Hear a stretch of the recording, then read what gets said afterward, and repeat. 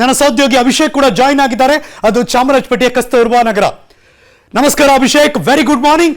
ಎಂತ ಪವರ್ಫುಲ್ ರಾಜಕಾರಣಿ ಇರೋ ಜಾಗ, ಒಂಥರ ಸ್ವರ್ಗದ ತರ ಇರ್ಬೇಕು ಹಂಗೆ ನೋಡಕ್ ಹೋದ್ರೆ. ಬಿಕಾಸ್ ಅವ್ರು ಯಾರೇ ಹತ್ರಕ್ಕೆ ಬಂದ್ರು ಸಹಾಯ ಮಾಡ್ತಾರೆ ಅಂತೆಲ್ಲ ವಿಡಿಯೋ ನೋಡ್ತಿದ್ವಿ. ಇಲ್ಲಿ ಜನ ಇಷ್ಟು ಒದ್ದಾಡ್ತಿದ್ದಾರೆ ನೀರಿಗೋಸ್ಕರ. ಏನಾದ್ರೂ ಅವ್ರಿಗೆ ಸಹಾಯ ಮಾಡಕ್ ಮುಂದೆ ಬರ್ತಿಲ್ವಾ, ಅಥವಾ ಅವ್ರಿಗೆ ಇನ್ನೂ ಇದ್ರ ಬಗ್ಗೆ ಗೊತ್ತಿಲ್ವಾ? ಸ್ಥಳೀಯರು ಏನ್ ಹೇಳ್ತಾರೆ, ಪರಿಸ್ಥಿತಿ ಹೇಗಿದೆ ಅಭಿಷೇಕ್? Go head.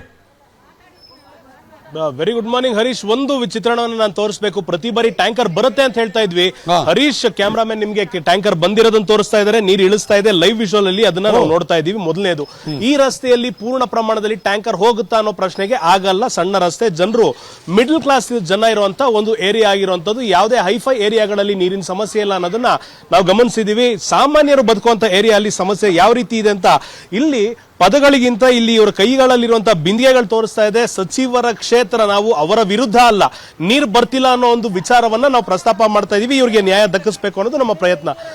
ಎಷ್ಟು ಗಂಟೆಗೆ ನೀರು ಬರುತ್ತೆ ಮೊದಲನೇ ಪ್ರಶ್ನೆ. ಎಷ್ಟೊತ್ತು ಬರುತ್ತೆ? ಜೋರಾಗಿ ಬರ್ತಿದ್ಯಾ? ಬರೋ ನೀರು ಸಾಲತ್ತಾ ಇಲ್ವಾ? ಸಾಲಲ್ಲ, 12 ಗಂಟೆ ಬರುತ್ತೆ, ಮುಕ್ಕಾಲ್ ಅವರ್ ಬಿಡ್ತಾರೆ. ಒಬ್ರಿಗೆ ಸಿಗುತ್ತೆ, ಒಬ್ರಿಗೆ ಸಿಗಲ್ಲ.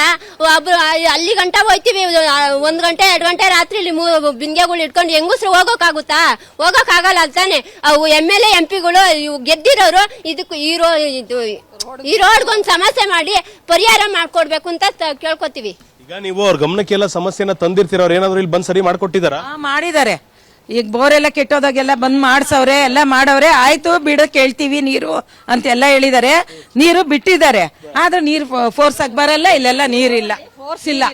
ಬೋರಲ್ಲಿ ಫೋರ್ಸ್ ಇದ್ರೆ ಅವರೇ ಬಿಡ್ತಾರೆ. ಫೋರ್ಸ್ ಇಲ್ಲದ ಏನ್ ಮಾಡ್ತಾರೆ? ಅದಕ್ಕೆ ಅವರು ಸ್ವಲ್ಪ ಇದು ಮಾಡಿ ಸಣ್ಣಗ್ ಬರ್ತದೆ ನೀರಷ್ಟೇ. ಕಾವೇರಿ ನೀರೇ ಬರಲ್ಲಪ್ಪ ನಮ್ಗಳಿಗೆ.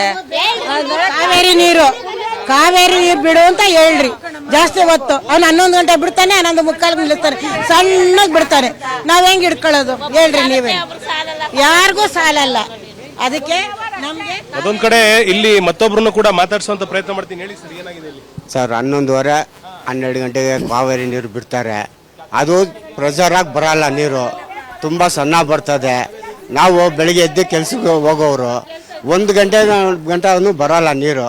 ಬಿಟ್ಟರೆ ಬಿಡ್ತಾರೆ, ಇಲ್ಲಾದ್ರೆ ಇಲ್ಲ. ಹಂಗೆ ಆ ಪರಿಸ್ಥಿತಿಯಲ್ಲಿ ಈ ರೋಡಲ್ಲಿ ಅವಾಗ ನಡೀತಾನೆ ಇರ್ತದೆ.